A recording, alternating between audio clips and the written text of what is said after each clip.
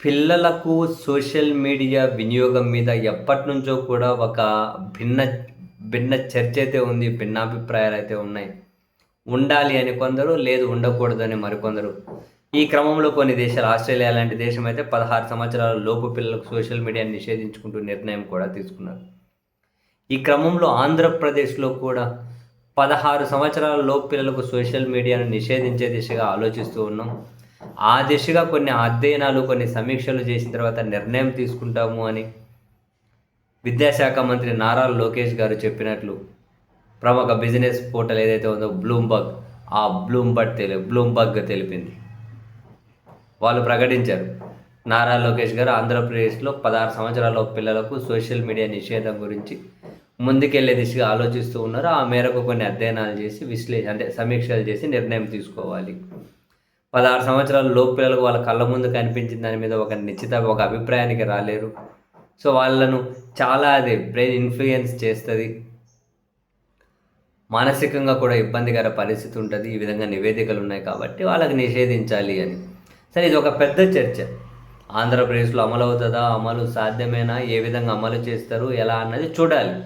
ఆయన ప్రకటించారని చెప్పి ఆయన చెప్పారు నారా లోకేష్ అని బ్లూంబర్గ్ అయితే రాసుకుంటూ వచ్చారు. కానీ అది ఎంతవరకు పాసిబిలిటీ, అది కరెక్టా తప్పా అంటే కరెక్టే, తప్పా అంటే తప్పే.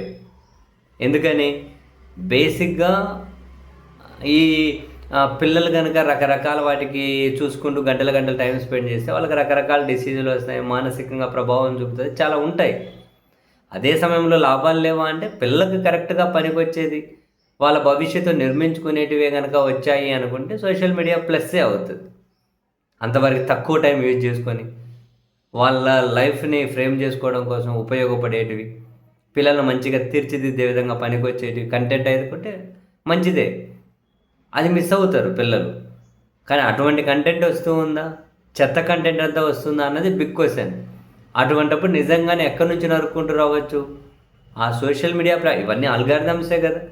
మనకి ఏం డిస్ప్లే చేయించాలి, ఏం ప్రమోట్ చేయాలి ఏందన్నది ఆ ఆల్గారిథమే డిసైడ్ చేస్తారు మనం ఏం చూడాలి అన్నది మన స్క్రీన్ మీద.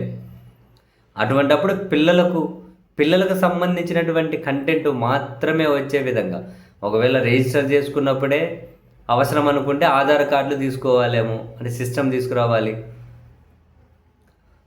లేదు 16 సంవత్సరాల లోపు ఏజ్ గ్రూప్ అనుకున్నప్పుడు వాళ్లకు స్క్రీన్ మీద వచ్చే కంటెంట్ ఏదైతే ఉంటుందో ప్యూర్ పిల్లలకు సంబంధించింది, ఎలాంటి క్రైమ్ రిలేటెడ్ రాకుండా, ఎలాంటి ఇబ్బందికర కంటెంట్ రాకుండా వాళ్ళకు పనికొచ్చే కంటెంట్ మాత్రమే వచ్చే విధంగా ఆల్గారిథం అదే పెద్ద సమస్య కాదు.